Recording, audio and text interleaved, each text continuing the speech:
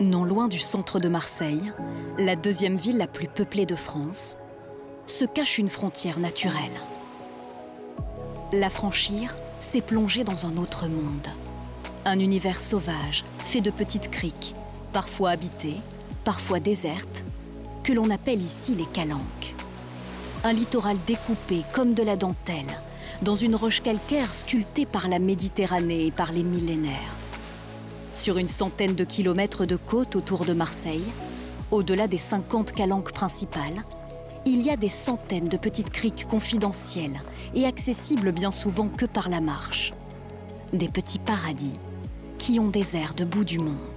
Ce côté sauvage, ces couleurs, ce blanc du calcaire qui reflète ce bleu de la mer, le vert de ces pins, etc. C'est vraiment un paysage. Chacun y voit une chose différente. Je suis né dans les calanques. Chaque fois qu'on passe sur ces sentiers, on se revoit tout petit enfant, sauter de rocher en rocher, sauter dans l'eau bleue turquoise, pêcher avec les copains. On est restés des grands enfants. Pour rejoindre la mer cristalline, ces randonneurs ont l'habitude de marcher une fois par semaine dans la garrigue, la campagne qui sert d'écrin naturel à ces calanques lovées dans la roche. Certains sentiers ont 1700 mètres de dénivelé positif et autant de dénivelé négatif. Le mot calanque vient du provençal et signifie crique bordée de pentes abruptes. Chaque calanque est différente. Déjà, il y a celles qui sont habitées, que l'on connaît, qu'on aimerait aussi parfois habiter, avoir son petit cabanon. Mais celles qu'on apprécie par-dessus tout, ce sont les plus petites. Celles qui sont recluses, enfoncées dans des petits endroits qui sont très difficiles d'accès. On a d'autres couleurs, on a d'autres senteurs. À chaque fois qu'on va atterrir dans une de ces calanques, on va penser que c'est finalement la plus belle. Et puis la suivante nous paraîtra encore plus belle que la précédente. En fait, c'est très difficile de se dire qu'une calanque est plus belle qu'une autre. C'est ce sentiment de liberté, de pouvoir toucher d'un côté la mer à l'infini, les îles, etc. Et de l'autre côté, on se rappelle toujours qu'on est à proximité de cette grande ville qui nous rattrape, qui essaye de nous conquérir, mais elle n'y arrivera jamais. Jean-Marc Nardini marche au moins 4 heures par jour dans les calanques, sur ces sentiers secrets où l'on cultive un art de vivre. Après avoir travaillé dans la finance à Paris, cet enfant du pays a renoué avec ses racines, en devenant il y a 10 ans guide professionnel dans les calanques de Marseille. J'ai grandi ici, effectivement, derrière mes parents, mes grands-parents qui m'amenaient ici. Et nous sommes à la 8e génération. C'était des gens qui venaient ici pour travailler, pour chercher de la pierre, pour chercher du bois, pour chasser même éventuellement.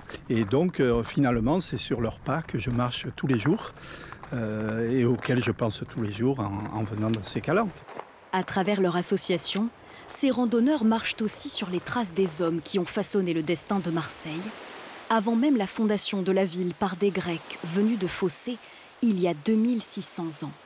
Tout en s'amusant, tout en baladant, on va découvrir toutes ces histoires, depuis les hommes préhistoriques jusqu'à la dernière guerre, en passant par les légions romaines, par les batteries de Napoléon. Tous les grands épisodes de la vie de Marseille se retrouvent ici dans les calanques. Et là, c'est pas extraordinaire au niveau histoire. C'est vraiment un triangle magique.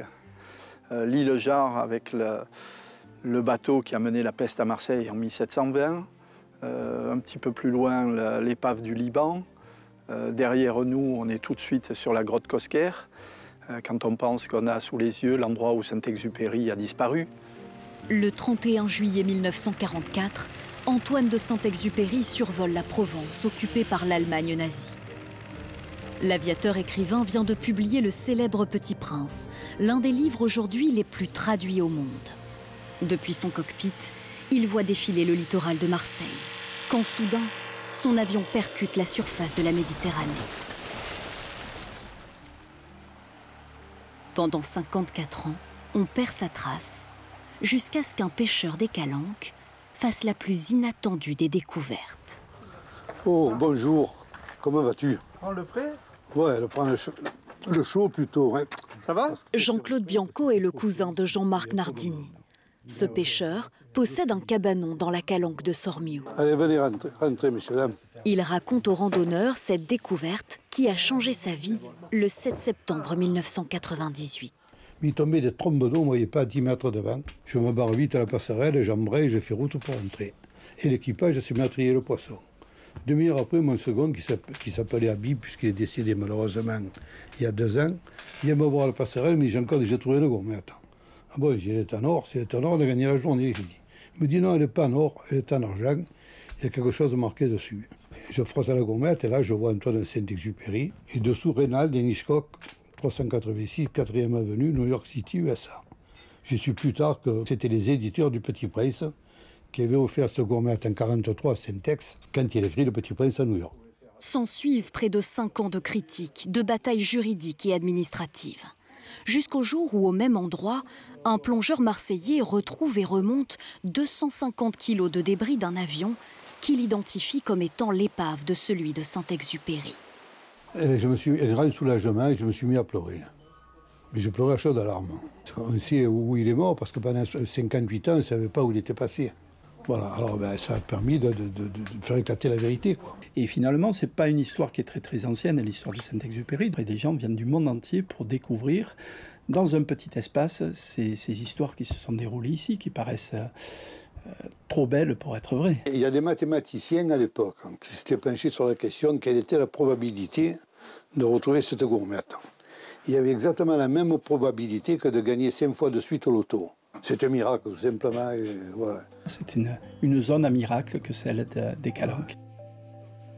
Les histoires secrètes des Calanques sont aussi fascinantes que ces paysages marqués par la verticalité. Une démesure minérale qui attire les amoureux d'une nature isolée. Voilà un petit passage secret. On ne peut pas s'aventurer n'importe où dans les Calanques. Il y a des gouffres, il y a des précipices un peu partout.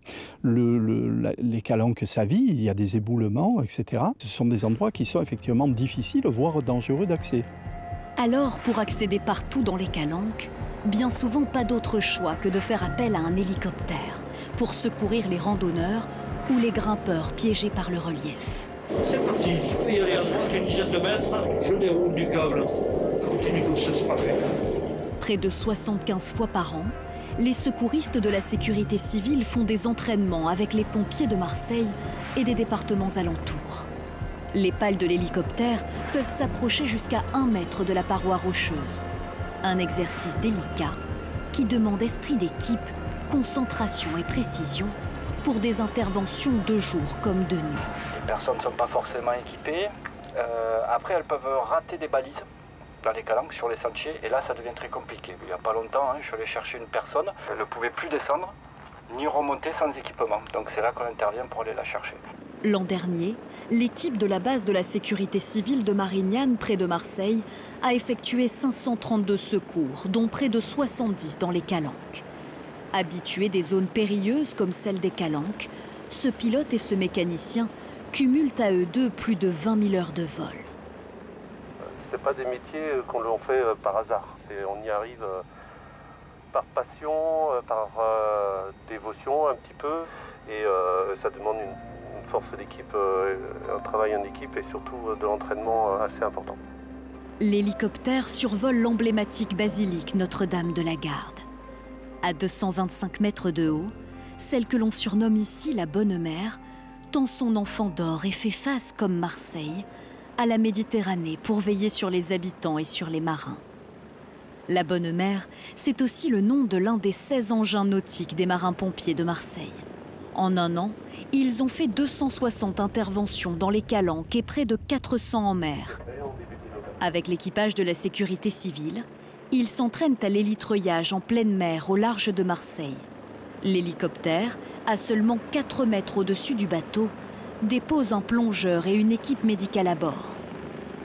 La mer recouvre 93% du territoire du parc naturel des Calanques. Avec la forte fréquentation maritime autour de Marseille, Je dégage à gauche, c'est bon. l'an dernier, 40 entraînements comme celui-ci ont été effectués en mer par la sécurité civile.